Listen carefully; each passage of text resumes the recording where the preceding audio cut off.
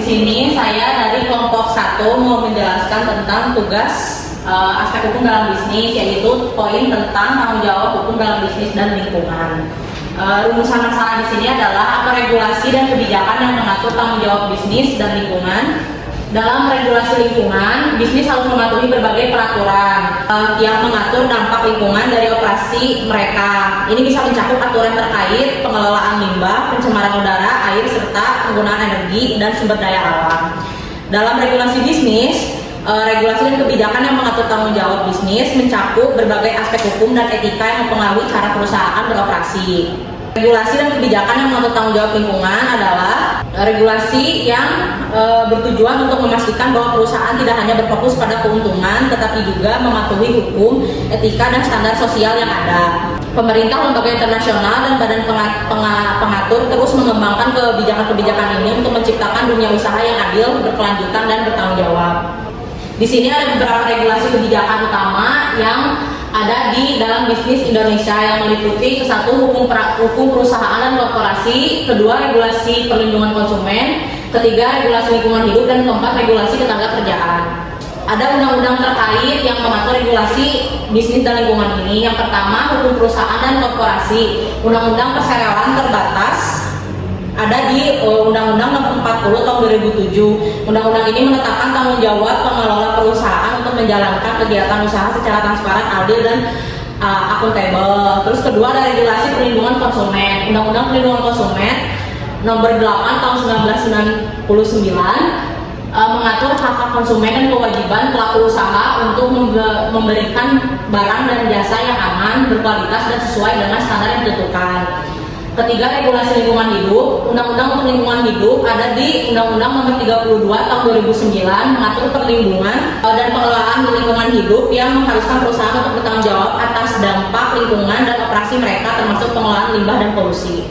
Yang terakhir ada di regulasi ketenagakerjaan. Undang-Undang Ketenagakerjaan Nomor 13 Tahun 2003 mengatur hak-hak pekerja seperti upah minimum, jam kerja, hak cuti, jaminan sosial. Perusahaan diharuskan untuk menghormati hak-hak pekerja dan memastikan kondisi kerja yang aman. Kesimpulannya adalah regulasi dan kebijakan yang mengatur tanggung jawab bisnis bertujuan untuk memastikan bahwa perusahaan tidak hanya berfokus pada keuntungan, tetapi juga memahami hukum, etika, dan standar sosial yang berlaku. Pemerintah, lembaga internasional, dan badan usaha pengatur terus mengembangkan kebijakan ini untuk menciptakan dunia kerja yang adil, berkelanjutan, dan bertanggung jawab. Saya Dewi Astuti. Saya di sini akan menjelaskan sedikit mengenai aspek hukum dalam bisnis tentang apa saja sih tanggung jawab perusahaan untuk memberikan kontribusi positif kepada masyarakat dan lingkungan. Nah, di sini tanggung jawab perusahaan untuk memberikan kontribusi positif kepada masyarakat dan lingkungan dikenal dengan istilah Corporate Social Responsibility atau CSR. Nah, di sini CSR itu adalah tanggung jawab sosial perusahaan yang mengacu pada kewajiban perusahaan untuk bertindak secara etis, transparan, dan berkelanjutan dalam kegiatan operasional agar memberikan dampak positif bagi masyarakat, lingkungan, serta para pemangku kepentingan. Jadi di situ CSR itu sangat penting ya bagi perusahaan. Nah, ini ada hal-hal yang dapat dilakukan perusahaan. Yang pertama itu ada pengelolaan lingkungan yang berkelanjutan. Terus ada yang kedua itu ada kesejahteraan sosial dan pengembangan untuk masyarakat. Yang ketiga itu ada transparansi dan etika bisnis. Yang keempat itu ada pendidikan dan pengembangan keterampilan untuk masyarakat. Nah, yang selanjutnya itu ada etika dalam produk dan layanan perusahaan yang diberikan untuk masyarakat. Selanjutnya itu ada kesehatan dan keselamatan kerja, sama ada keadilan sosial dan penghormatan terhadap hak asasi manusia, serta partisipasi dalam kebijakan publik dan inisiatif global. Nah, di sini ada contoh masalah suatu perusahaan. Yang pertama itu ada masalah di Unilever. Dulu itu perusahaan multinasional yang bergerak di sektor barang. Di sini ada telah lama berkomitmen pada pengelolaan lingkungan yang berkelanjutan dalam upaya untuk mengurangi dampak lingkungan dari operasionalnya. Nah, Unilever itu meluncurkan Sustainable Living Plan pada tahun 2010 yang mencakup berbagai tujuan lingkungan yang ambisius. Nah, cara penyelesaian masalah yang ada di Unilever yaitu berhasil mengurangi emisi gas rumah kaca dari pabrik-pabriknya dengan menerapkan energi terbarukan dan mengoptimalkan proses produksi untuk mengurangi konsumsi energi. Nah, jadi pada tahun 2020 ini mereka telah mengurangi emisi karbon per unit produk hingga 52% dibandingkan dengan tingkat emisi pada tahun 2008. Jadi di situ untuk Unilever itu lebih ke mengurangi gas emisi ya. Perkenalkan, nama saya Robi Ramdhani dari kelompok 1 akan membahas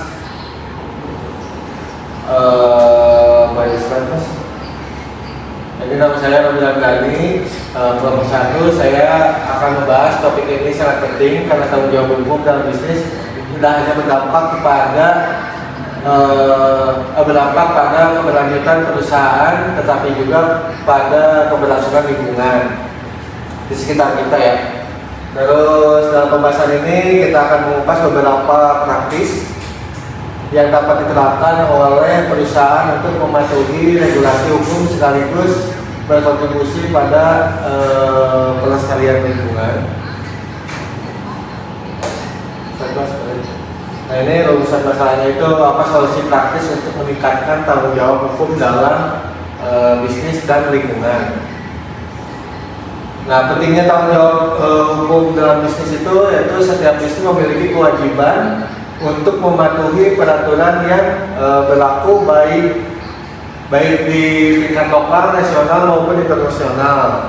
Terus kewajiban ini meliputi berbagai aspek mulai dari pajak, hak karyawan hingga regulasi yang melindungi konsumen. Ketidakpatuhan terhadap peraturan ini tidak hanya dapat berakibat pada sanksi hukum, tetapi juga dapat merusak reputasi perusahaan, mengurangi kepercayaan publik, dan menurunkan daya saing. Terus yang kedua itu ada tanggung jawab hukum terhadap lingkungan. Tanggung jawab hukum terhadap lingkungan menjadi sangat krusial dalam konteks bisnis modern. Banyak perusahaan yang telah berusaha untuk mengurangi dampak negatif terhadap lingkungan, misalnya dengan mengurangi emisi karbon dan mengelola limbah. Terus ada memanfaatkan sumber daya alam secara efisien. Terus perusahaan yang berkomitmen untuk menjaga kelestarian lingkungan seringkali dihadapkan pada tekanan dari regulasi yang semakin ketat. Terus yang selanjutnya ini ada regulasi dan kewajiban yang mendukung. Perusahaan harus mematuhi undang-undang dan regulasi lingkungan seperti Undang-Undang Nomor 32 Tahun 2009 yaitu tentang perlindungan dan pengelolaan lingkungan hidup serta menerapkan sistem pemantauan internal untuk memastikan kepatuhan. Peningkatan program CSR (Corporate Social Responsibility). Terus meningkatkan tanggung jawab lingkungan dalam bisnis melalui program CSR yang relevan. Apa aja sih menjalankan program-program CSR yang relevan seperti pengelolaan limbah, terus ada reboisasi atau ada pengurangan emisi karbon yang seperti tadi. Terus ada contohnya perusahaan yang sudah mencobanya itu adalah Unilever untuk mengurangi sampah plastik.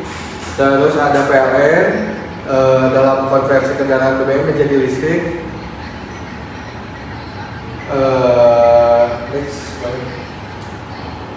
Ini penegakan hukum lingkungan yang tegas dan penerapan prinsip ekonomi berkelanjutan, yaitu pemerintah harus memberikan sanksi tegas bagi perusahaan yang melanggar hukum lingkungan seperti kasus PTSS yang dikenakan denda miliaran rupiah karena pencemaran nama baik. Ini untuk contoh.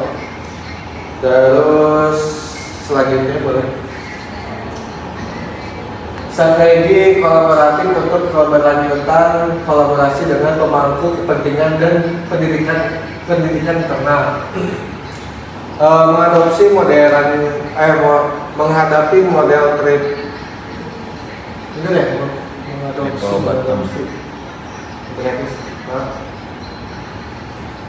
Mengadopsi model triple bottom line,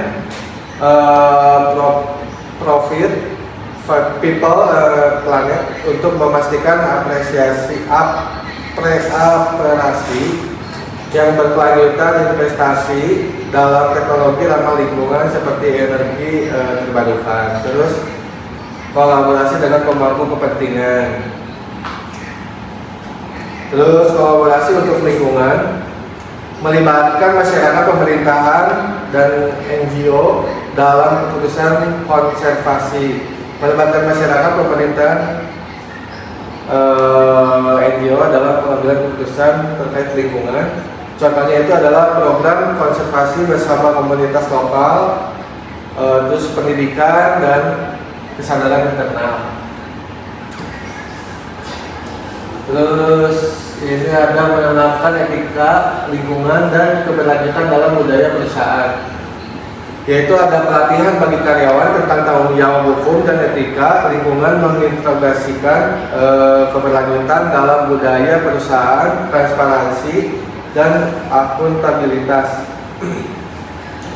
seperti membuat laporan keberlanjutan sustainability report yang sesuai standar ESG atau kepanjangannya itu ada environmental, social, and governance.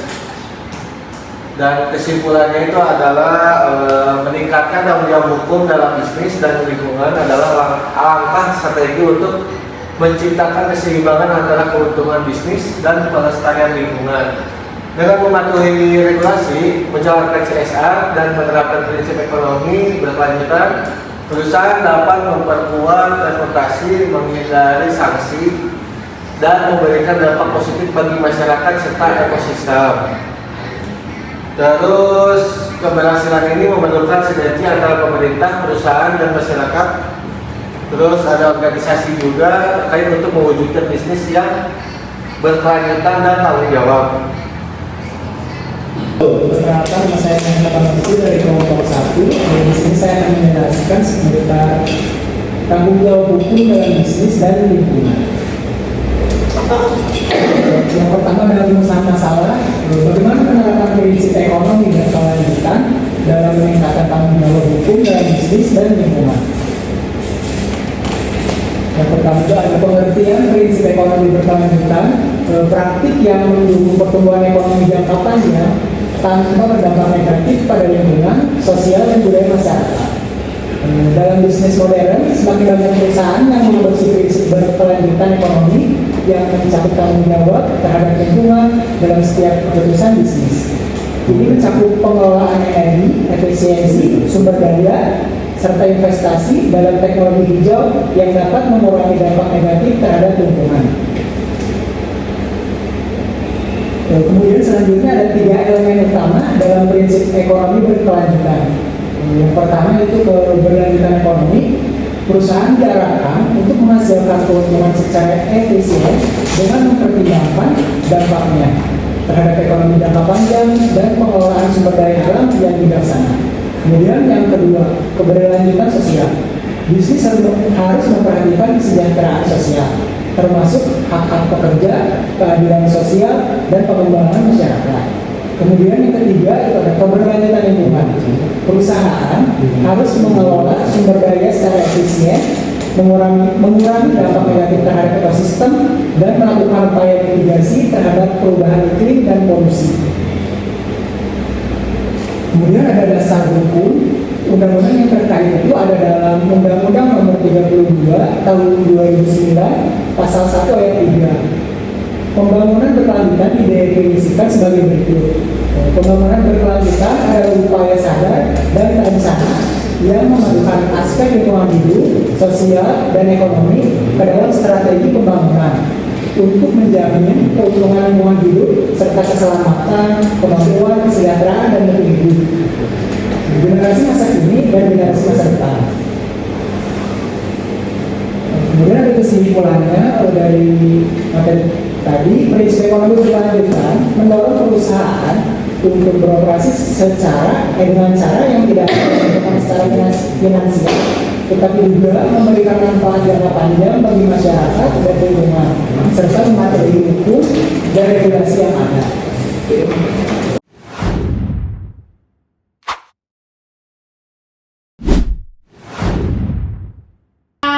Perkenalkan, sebelumnya nama saya Ajaina, NPM 140. Apa sih contoh regulasi dalam lingkungan kerja? Lingkungan hidup? Udah segitu aja. Di sini saya ingin menjawab pertanyaan dari Adrin.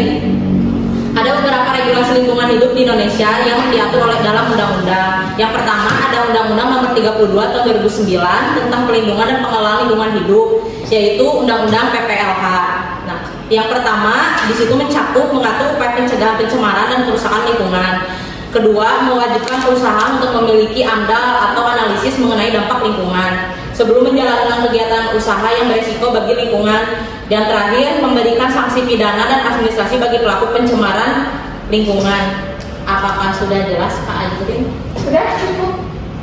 Aku mau nanya, perkenalkan nama saya Masya, NPM 086. Apakah penting mengadakan CSR bagi kemajuan perusahaan?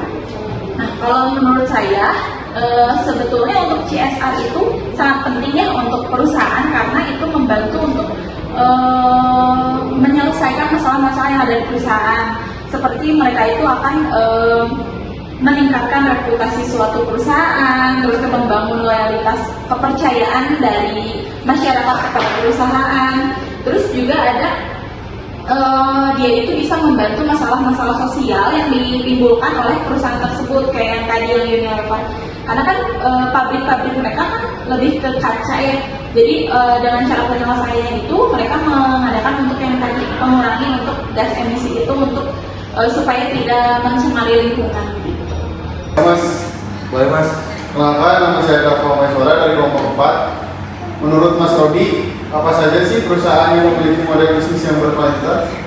Bisnis yang memiliki yang tadi berkelanjutan ya, yaitu tadi itu ada Unilever. Unilever itu tadi itu program pengurangan sampah plastik, terus ada Patagonia, Passion berkelanjutan, terus ada IKEA, energi terbarukan dan pengurangan limbah, terus ada Tesla juga, mobil listrik dan energi terbaru, dan terakhir itu ada Danone, program berkelanjutan lingkungan dan sosial. Mungkin ada yang mau ditanyakan lagi? Cukup. Pak Muhammad Idul Taufiq, apa sanksi yang diberikan kepada perusahaan yang melanggar peraturan lingkungan di Indonesia? Izin menjawab, perusahaan yang melanggar peraturan terhadap lingkungan di Indonesia dapat dikenakan sanksi sebagai berikut. Yang pertama itu ada sanksi administrasi seperti pencabutan usaha dan atau denda administrasi. Yang kedua itu ada sanksi pidana seperti pidana penjara dan denda sesuai dengan Undang-Undang Nomor 32 Tahun 2009. Kemudian selanjutnya yang ketiga ada gugatan perdata dari masyarakat dan pemerintah untuk meminta ganti rugi terhadap kerugian yang telah diberikan. Mungkin sekian. Terima kasih, presentasi ini saya akhiri. Waalaikumsalam.